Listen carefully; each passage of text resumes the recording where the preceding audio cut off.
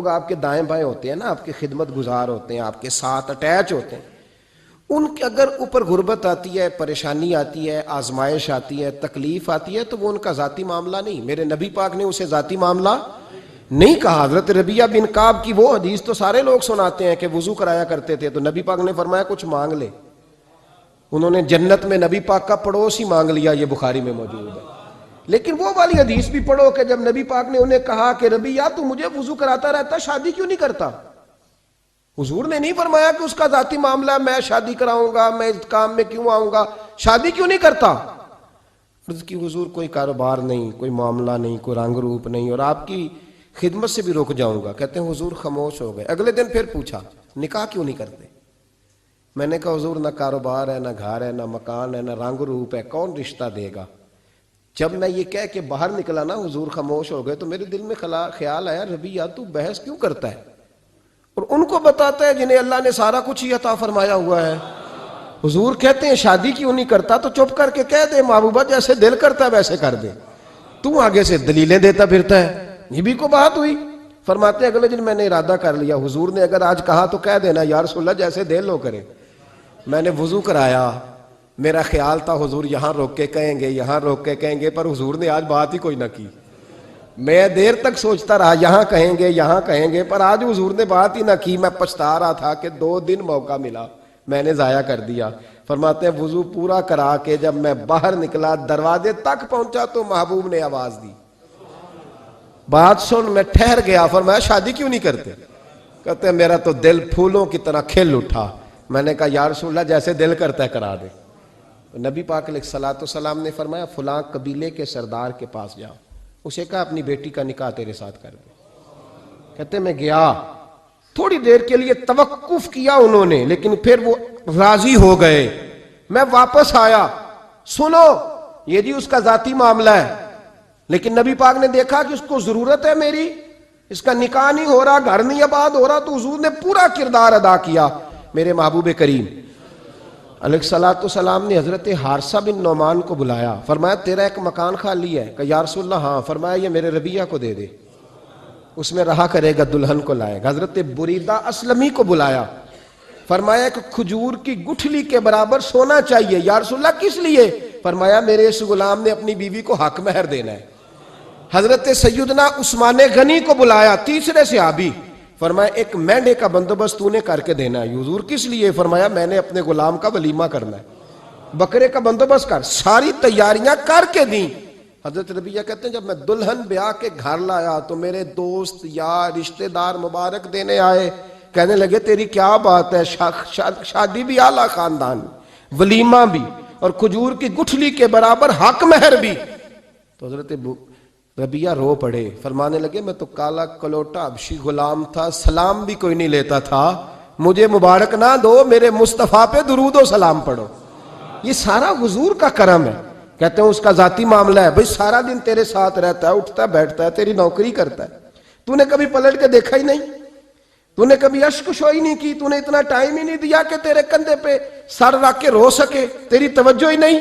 نبی رحمت علیہ السلام دائیں بائیں والوں، آگے پیچھے والوں کا خیال رکھتے، جہاں جس کو ضرورت ہوتی حضور اس کی ضرورت میں پہنچتے، اشک شوئی کرتے، نبی پاک پیار کرتے. کہتے ہیں اس کا ذاتی معاملہ ہے، میں کیا کروں؟ سنو حضرت جابر بن عبداللہ رضی اللہ تعالیٰ عنہ کے جو والد تھے نا حضرت عبداللہ بن عمر رضی اللہ تعالیٰ عنہ، وہ اعلیٰ ترین احد کے شہید ہیں کہ نبی پاک فرماتے ہیں رب کریم نے خود ان سے گفتگو فرمائی ہے، خود ان سے گفتگو کی اللہ تبارک و تعالیٰ نے. حضرت جابر بن عبداللہ کے والد عبداللہ بن عمر احد میں شہید ہو گئے تھے. 6 یا 10 بہنیں تھیں ان کی، قرضے چڑھ گئے، کاروبار میں نقصان ہو گیا. ضروری نہیں کہ کوئی آدمی دھوکے بازی ہو تو وہ مقروض ہوتا ہے، یہ ضروری نہیں. تلک الایام نداولھا بین الناس، اللہ لوگوں کے دن پھیرتا ہے، حالات تبدیل کرتا ہے. اب صحابی پہ کچھ حق کر سکتا ہے، لیکن حضرت جابر کہتے ہیں اتنا قرضہ چڑھ گیا کہ ایک ایک بال میرا قرضے میں ڈوب گیا. قرضے بڑے دینے تھے، مقروض آتے، تنگ کرتے. خود نبی کریم علیہ السلام نے فرمایا ہے کہ جو مقروض ہوتا ہے وہ قیدی ہوتا ہے، جب تک قرض دے نہیں لیتا اتنی دیر تک وہ آزاد نہیں ہوتا. حضرت جابر ابن عبداللہ کہتے ہیں میرے باغ میں کھجوریں پکی تھیں. یہ بخاری میں بھی ہے، کنز العمال میں بھی ہے، ابن کثیر میں بھی ہے، امام حلبی نے سیرت حلبیہ میں بھی لکھا ہے، 20 درجنوں کتابوں میں آپ کو روایت ملے گی.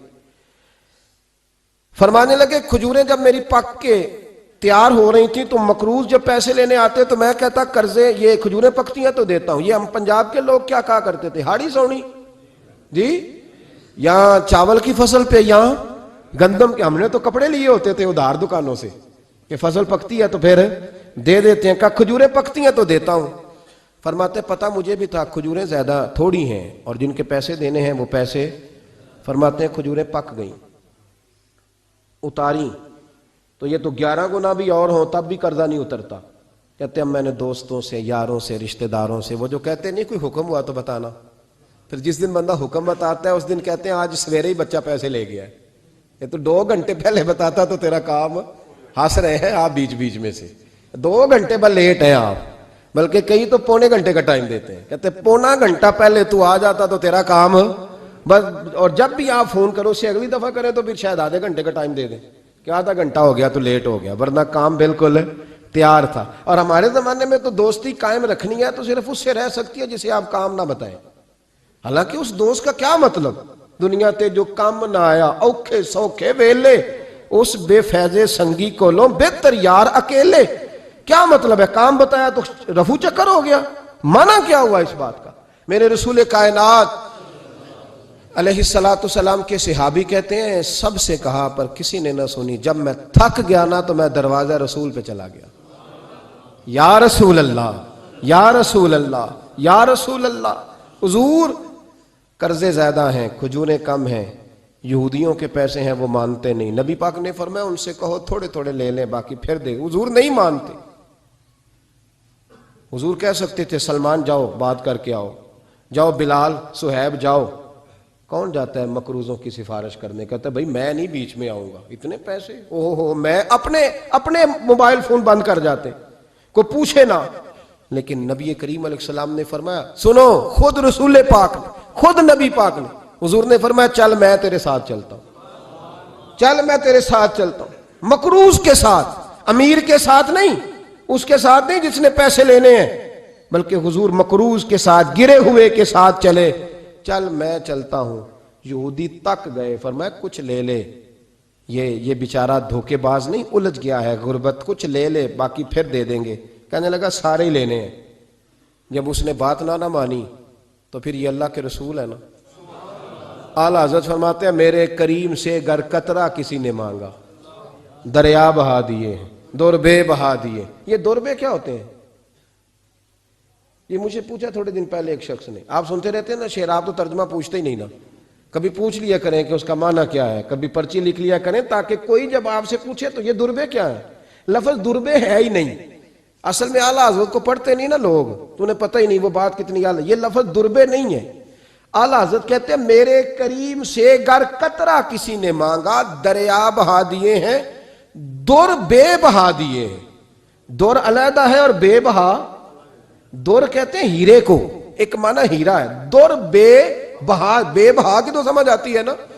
در بے بہا دیے ہیں یعنی ہیرے بے بہا دیے ہیں اسے.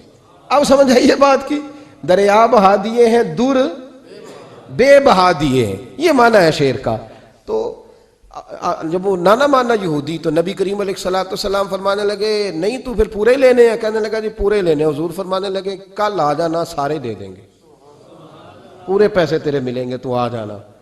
حضرت جابر ابن عبداللہ کو حضور نے فرمایا کھجوریں اتار کے نا تو اپنے باغ میں ڈھیر لگا اور میں آیا. حضرت عمر حدیث کے راوی ہیں، فرماتے ہیں بس رسول پاک چل پڑے. حضور نے کندھے پہ رومال رکھا، حضور چل پڑے.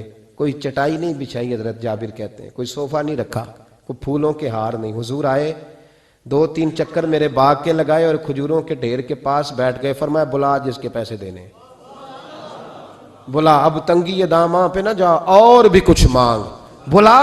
فرماتے بندے کو بلایا. حضور نے فرمایا کتنے پیسے؟ حضور اتنے درہم دینار ہے. فرمایا کھجوریں تولتا جا اور دیتا جا.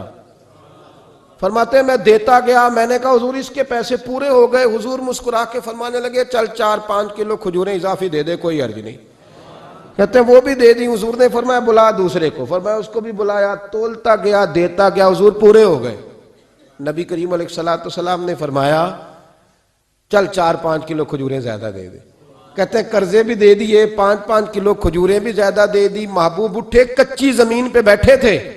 حضور نے لباس مبارک کو جھاڑا, رومال کندھے پہ رکھا. فرمایا میں مسجد جا رہا ہوں, وہاں آ کے مجھے خبر دینا, وہاں آ کے مجھے بتلانا کہ جب میں آیا تھا تب کھجوریں زیادہ تھی کہ جب واپس گیا ہوں تب زیادہ ہے. وہاں مجھے آ کے اطلاع دینی ہے, بتانا ہے مجھے. وہاں آ کے میں جا رہا ہوں, مجھے بتانا ذرا وہاں آ کے. حضرت جابر ابن عبداللہ کہتے ہیں میں نے کھجوریں تولی, میں تھک گیا. میں تھک گیا, ڈھیر تو چھوٹا تھا پر وزن ہی بڑا نکلا. کہتے ہیں میں تھک گیا, جتنی دی تھی نا اس سے زیادہ تول کے باقی پڑی رہنے دی. میں مسجد میں گیا, ذرا لفظ سننا حدیث کے. کہتے ہیں مسجد میں گیا, جا کے عرض کی یا رسول اللہ میں تول آیا ہوں. جب آپ آئے تھے تھوڑی تھی, اور جب واپس آئے ہیں تو کئی گنا بڑھ گئی ہیں. حضور نے پتہ کیا فرمایا؟ فرمایا یہ بات نا جو تو نے مجھے بتائی ہے, یہ بات ذرا میرے عمر فاروق کو بھی بتا. عمر بڑا راضی ہوگا, عمر کو بھی بتلا یہ بات. گویا نبی پاک کے معجزات کی, فضائل کی, شمائل کی باتیں جب بتائی جاتی تھیں صحابہ کے دل ٹھنڈے ہوتے تھے. عمر کو بھی بتا, عمر راضی ہوں گے. جناب جابر ابن عبداللہ رضی اللہ تعالیٰ عنہ فرماتے ہیں میں حضرت عمر کے پاس گیا, میں نے کہا عمر میری یہ رائے تھی کہ جتنی میری کھجوریں ہیں 11 گنا اور بھی اتنی ہوں تو پھر بھی قرضہ نہیں اترتا, لیکن سارے قرضے بھی اترے, 5-5 کلو کھجوریں بھی زیادہ دے دی اور پہلے سے زیادہ کھجوریں پڑی ہیں. تو کہتے ہیں حضرت عمر کی آنکھیں روشن ہو گئیں, چہرہ مسکرانے لگا, کہنے لگا تو اب بتا رہا ہے نا, اب واپس آ کے رزلٹ سنا رہا ہے, تو صحابہ سے پوچھ لے جب نبی کریم گئے تھے تو میں نے اسی وقت کہا تھا. حضور کے جاتے ہی میں نے کہا تھا اب دیکھنا رب کریم جابر بن عبداللہ پر ساری ہی رحمتیں نازل فرما دے, اللہ ہر قسم کا کرم فرمائے گا, خیر ہی خیر ہو جائے گی. دیکھ لے میں نے پہلے بتلا دیا.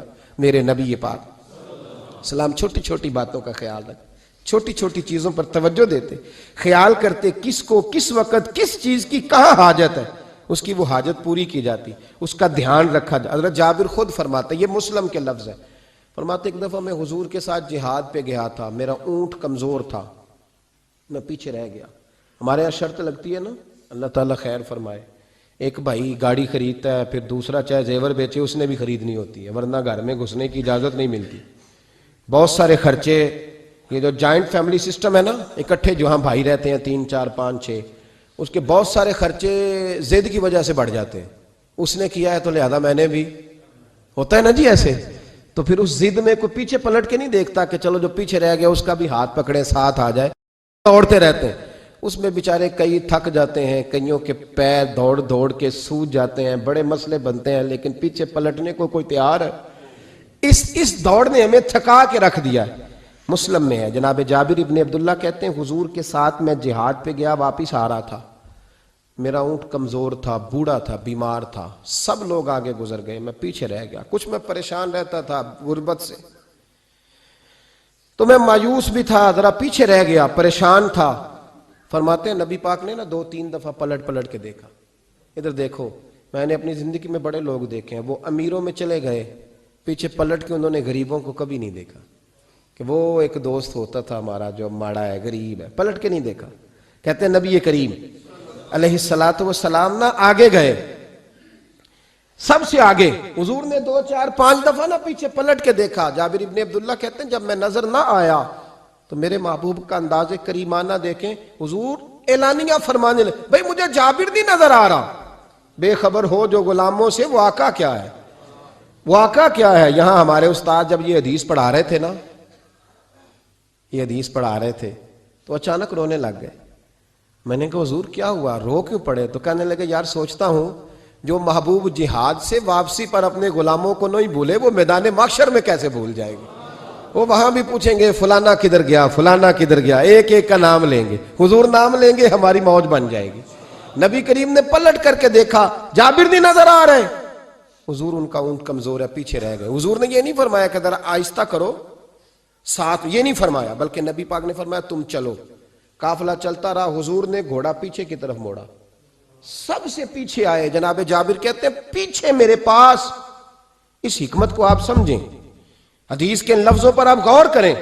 ایک کہہ کے کہنا ذرا اس کو میرے پاس لاؤ یہ بات اور ہے، ذرا آہستہ ہو جا، وہ بھی ساتھ مل جائے، لیکن یہ معنی اور ہے کہ غریب جہاں بیٹھا ہے اس کے پاس خود چل کے جانا۔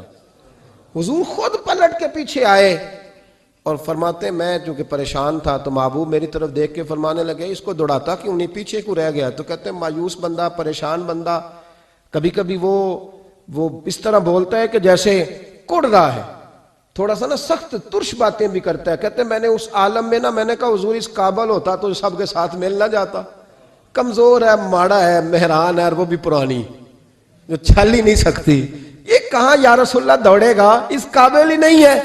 حضور اس قابل ہوتا تو قافلے کے ساتھ نہ ہوتا۔ کہتے ہیں حضور نے میری طرف توجہ فرمائی، میں باتیں کر رہا تھا اپنے اندر کی پریشانی کی تو حضور مسکراتے جا رہے ہیں۔ حضور کے ہاتھ میں چھڑی تھی، فرمانے لگے ایسے ہی تو باتیں کر رہا ہے۔ نبی پاک نے اونٹ کی پشت پہ چھڑی لگائی اور فرمایا تو دوڑتا کیوں نہیں؟ بڑے ہلکے سے مسکرا، اوے تو دوڑتا کیوں نہیں؟ تو جناب جابر بن عبداللہ کہتے ہیں جو سب سے پیچھے تھا نا وہ سب سے آگے نکل گیا، وہ دوڑتا گیا، دوڑتا۔ فرماتے ہیں میرا چہرہ بھی عجیب سا، لوگ میرے انداز دیکھیں کہ یہ کیسے آگے نکل گئے، کیسے، کبھی نہ سوچ یہ کیسے نکل گیا، بس سمجھ لے آگے وہی نکلا ہے جسے مصطفیٰ کی تھپکی مل گئی ہے۔ تو یہ نہ کہ سیاست کر گیا، چلاکی کر گیا، بس تھپکی مل گئی تو بات بن گئی۔ کہتے ہیں میں نکل گیا آگے، حضور کی تھپکی جو ملی تھی۔ حضرت جابر بن عبداللہ کہتے ہیں حضور گھوڑا دوڑا کے میرے پاس آئے، خود حضور نے میرا اونٹ تیز کرایا نبی پاک کی برکت سے۔ تو قریب آ کے فرمانے لگے ٹھہر جا یار، ہم بھی تیرے قافلے میں، ہمیں بھی ساتھ لے لے۔ فرماتے اب تو میں رو ہی پڑا کہ خود بھیک دیں، خود ہی کہیں منگتے کا بھلا ہو، ٹھہر جا یار ہمیں بھی ساتھ لے لے۔ جناب جابر بن عبداللہ رضی اللہ تعالیٰ عنہ فرماتے ہیں کہ جگہ پڑاؤ کیا، رکے، ٹھہرے کھانے پینے کو، نماز پڑھنے۔ نبی کریم نے مجھے بلایا، میں حاضر ہوا تو کہا یا رسول اللہ حضور حکم۔ تو محبوب فرمانے لگے جابر یار تیرا اونٹ میں نے نرالا ہی دیکھا، بوڑھا ہو کے سب سے آگے نکل جاتا ہے، بیمار ہو کے، کمزور ہو کے۔ کہتے ہیں میں چہرہ دیکھتا جا رہا ہوں کہ حضور سارا ہی پتہ ہے آپ کو، میں کیا عرض کروں؟ تو محبوب فرمانے لگے پسند آ گیا، بیچ نہیں دیتے میرے ہاتھ؟ کہا یا رسول اللہ آپ رکھ لیں۔ حضور آپ کا یہ؟ فرمایا نہیں میں پیسے دوں گا۔ کتنے کا ہے؟ کہا یا رسول اللہ آپ رکھ لیں۔ فرمایا پیسے دوں گا۔ یا رسول اللہ مارکیٹ میں جاؤں تو 6-7 دینار کا بکے گا۔ فرمایا نہیں بھائی میں تو پورے 10 دوں گا۔ 6-7 نہیں، میں تو پورے، حساب سیدھا، 6-7 کا کیا حساب ہوا، 10 پورے کا۔ حضور پھر بندہ نوازی ہے نا، کون بول سکتا ہے؟ حضور نے فرمایا بلال تیرے پاس 10 دینار تھے؟ حضور ہیں۔ فرمایا ان کو دے دو، اونٹ کے پیسے رکھ لو اور مال نہ مدینے جا کے دے دینا۔ جابر بن عبداللہ کہتے ہیں میں مدینے گیا شام کو، میں نے نا کبھی اپنے اونٹ کی اتنی خدمت نہیں کی جتنی اس دن کی۔ میں نے اسے بڑے پیار سے نہلایا، میں نے نئی رسی خرید کے اسے نکیل ڈالی، آج محبوب کی بارگاہ میں لے کے جانا ہے۔ کہتے ہیں تیاری کر کے نا، تیاری پوری تیاری کر کے، تن تندور ہڈاں دا بالن تے اسی ہاواں نال تپایا، کپ کپ مکیاں پیڑے کیتے، عشق پلے تھن لایا، تن دا سالن تے من دی ہانڈی، اتو لون صبر دا پایا، غلام فریدہ وے میں ساری تیری، تینوں اجے یقین نہیں آیا۔ کہتے ہیں اسے بڑے پریم سے، بڑی محبت سے سجا کے، سوار کے، نکھار کے، تیار کر کے میں نبی کریم کی بارگاہ میں لے کے گیا۔ ظہر کی نماز پڑھ کے حضور نکلے، میری طرف دیکھا، میں نے کہا حضور پیسے لے لیے تھے، یہ آپ کا سامان ہے، مال ہے؟ کہتے ہیں حضور نے نکیل تھامی، میں واپس پلٹا، بھی گلی کی نکر مڑا نہیں تھا، حضور نے آواز دی جابر ذرا سن تو صحیح۔ کہتے ہیں میں واپس آیا تو حضور مجھ سے باتیں کرنے لگے، فرمانے لگے یہ میرا اونٹ ہے، اسے کمزور اور بوڑھا نہ سمجھنا، کبھی جانوروں میں دوڑا کے دیکھنا سب سے آگے نکل جاتا ہے۔ اور کریم محبوب فرمانے لگے 6-7 دینار کا نہ سمجھنا، میں نے پورے 10 دینار کا خریدا۔ اور پھر حضور پھر مسکرائے، فرمایا جابر تمہیں پتہ ہے تحفہ لینے دینے سے محبت بڑھتی ہے؟ حضور ہاں۔ فرمایا رکھ لو، میں تمہیں تحفے میں دینا چاہتا ہوں، رکھ لو میں تحفے میں دینا چاہتا ہوں۔ جناب جابر ابن عبداللہ کہتے ہیں میں واپس لوٹ رہا تھا، رو رہا اور کہہ رہا تھا جیسا نبی اللہ نے مجھے دیا، جیسا رسول اللہ نے، سب سے اولا ہو آلہ ہمارا نبی، سب سے بالا ہو آلہ ہمارا، کون دیتا ہے دینے کو منہ چاہیے، دینے والا ہے سچا ہمارا نبی، غمزدوں کو رضا مجدہ دیجئے کہ ہے بے کسوں کا سہارا ہمارا نبی کریم سید عالم صلی اللہ علیہ وسلم دائیں بائیں آگے پیچھے خیال رکھتے کس کو کس وقت کس انداز میں کتنی حاجت ہے. حضرت مقداد حضور کے غلام ہیں. وہ کہتے ہیں میں تھا اور میرے ساتھ 2 صحابہ اور تھے. ہمیں بھوک لگ گئی. مدینے میں کچھ قحط کا سما تھا, کئی دنوں سے بارش نہیں ہوئی تھی, فصلیں نہیں پکی تھیں. فرماتے ہیں بھوک نے بڑا ستایا. ہمارا یہ طریقہ تھا کہ جب ہمیں شدید بھوک لگتی تھی تو ہم کسی صحابی سے کوئی مسئلہ شرعی مسئلہ دریافت کرتے تھے. یہ اب جا کے ہر قاری صاحب پہ ہر امام صاحب پہ فٹ نہ کر دینا بات. آپ باتیں سنتے ہیں پھر ترجمے اپنی مرضی کے کرتے ہیں. جا کے ہر مولوی صاحب پہ فٹ نہ کر دینا. کہتے جب مسئلہ پوچھتے تھے کسی صحابی سے تو پہلے روٹی کھلاتا تھا پھر مسئلہ بتاتا تھا. اب میں پہلا وضاحت کر لی یہ گل دی آپ, اس لیے میں نے اگلی بات بعد میں کی ہے, کیونکہ آپ نے اسی حساب سے روٹی کھلانی ہے نا جس حساب سے اپنے امام کو تنخواہ دیتے ہو, اسی حساب سے روٹی کھانی ہے نا اس بیچارے. تو فرمانے لگے کہ جب ہم کسی شخص سے کسی صحابی سے مسئلہ پوچھتے تو پہلے وہ, اس لیے یہ جو آستانوں پہ لنگر ہوتا ہے, یہ جو بزرگان دین خانقاہوں پہ لنگر رکھتے ہیں, یہ صحابہ کا طریقہ ہے کہ جس کو دین بتایا جاتا تھا اسے پھر لنگر بھی کھلایا جاتا ہے. بہت سارے لوگ اس کا مذاق اڑاتے ہیں کہ یہ کیا ہے بھئی, یہ رسول اللہ کی سنت ہے. صلی اللہ پڑھیے درود صلی اللہ. چلے جنہوں نے پہلے نہیں پڑھا وہ بھی شامل ہو جائے, پڑھیں صلی اللہ تعالی علیہ وسلم. فرماتے ہیں اس دن بڑی بھوک لگی. 3 دوست تھے ہم, 3 صحابہ تھے. ہم نے حضرت ابوبکر صدیق کو گلی میں کھڑا کر لیا. سب صحابہ کے حالات کچھ نہ کچھ ان دنوں میں ٹائٹ تھے, کمزوری تھی, چونکہ فصلیں نہیں تھی, بارشیں نہیں تھی. ابوبکر ایک مسئلہ پوچھنا ہے. کہتے کھڑے کھڑے جناب صدیق اکبر نے کہا پوچھو. پہلے روٹی بھی ساتھ پوچھتے تھے, کہنے لگے چلو پوچھو. کہتے مسئلہ پوچھا اور بتا کے رخصت ہو گئے. پھر ہم نے حضرت عمر سے پوچھا, انہوں نے بھی سوال کا جواب دیا پر کھانا نہ پوچھا. پھر 2-3 اور لوگوں کو ہم نے ٹٹولا, لیکن اس دن سب نے مسئلہ ہی بتایا, روٹی نہیں پوچھی. حضرت مقداد کہتے ہیں ہم نے پروگرام بنایا حضرت عبد الرحمن ابن عوف سے مسئلہ پوچھنے کا, تو میرے ساتھ والے دونوں کہنے لگے بس کر, بڑے آزما لیے, اب چل سیدھا دروازہ رسول پہ چلے. اب مسئلہ پوچھنا ہے تو ان سے پوچھنا جن سے سن کے ساری دنیا مسئلے بتاتی ہے, انہی سے پوچھتے ہیں, ڈائریکٹ چلتے ہیں. کہتے ہیں ہم آئے مسجد نبی میں, حضور بیٹھے تھے. حضرت مقداد کہتے ہیں ہماری بکریوں کے تھنوں میں دودھ خشک ہو گیا تھا. حضور تشریف فرما تھے, السلام لی, دست بوسی کی, عطیات میں بیٹھ گئے. حضور ایک مسئلہ پوچھنا تھا. حضور مسکرائے, فرمانے لگے لگتا ہے بھوک لگ رہی ہے تم تینوں کو, مجھے مسئلے کی سمجھ آ گئی, بھوک لگی ہوئی ہے. یا رسول اللہ بڑی. فرمایا میری 4 بکریاں ہیں اور اللہ نے فضل کیا, قحط میں بھی ان کے تھن دودھ سے بھرے ہوئے ہیں. فرمایا جاؤ, 3 تم ہو, چوتھا میں ہوں, اس طرح کرنا 3 بکریوں کا دودھ تم پی لینا, 1 کا میرے لیے لے آنا. کہتے ہیں یا رسول اللہ ہم پی آئے. تو حضور نے فرمایا رکو, جب تک تمہارا دل کرے میرے مہمان بن سکتے ہو. فرماتے ہم 3 دن نبی پاک کے مہمان رہے. صبح و شام 4 بکریوں کا دودھ دھوتے, 3 کا پی لیتے, 1 پیالہ حضور کے لیے رکھ لیتے.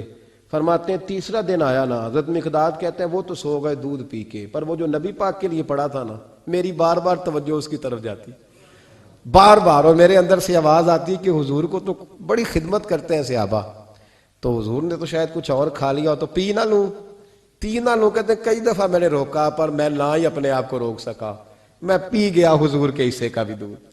جب میں پی گیا وہ دودھ, کہتے ہیں اب پینے کے بعد جو پریشانی ہوئی وہ زیادہ تھی. دل میں خیال آیا اگر حضور ناراض ہو گئے کہ بھئی تمہیں تمہارے حصے کا دودھ دیا تھا اور مسلسل 3 دن سے مل رہا ہے, پھر کیوں پیا, اور حضور ناراض ہو گئے تو گرا جو ان کی نگاہ سے وہ سنبھل نہیں سکتا. فرمانے لگے اسی پریشانی میں میں تھا کہ حضور آ گئے, اب تو میرا وجود کانپنے لگا. سرکار سیدھے اس پیالے کی جانب گئے جس میں دودھ ہوتا تھا. فرماتے ہیں نبی پاک نے اٹھایا کپڑا, اٹھایا برتن, دودھ نہیں تھا. حضور نے پوچھا نہیں کون پی گیا ہے, بلکہ نبی پاک نے ہاتھ اٹھایا کہ اللہم اطعم من اطعمنی واسقی من سقانی, یا اللہ جو مجھے کھلائے تو اسے کھلا, جو مجھے پلائے تو اسے پلا.